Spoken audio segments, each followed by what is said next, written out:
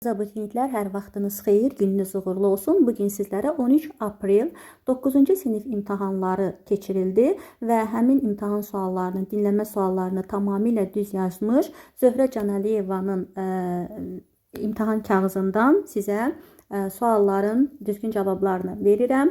What kind of TV show was the Mickey Mouse Club? Bir də doğru variantımız Y bəndi olacaqdır. İkinci sualımıza keçirik. 2-də doğru variantımız B bəndi olacaqdır. Before Mickey Mouse, all cartoon characters were silent. 2 doğru variantımız B'dir. Üçüncü testimizə baxırıq. Üçüncü testimizdə what is the passage mainly about? Mətnimiz nə haqqındadır?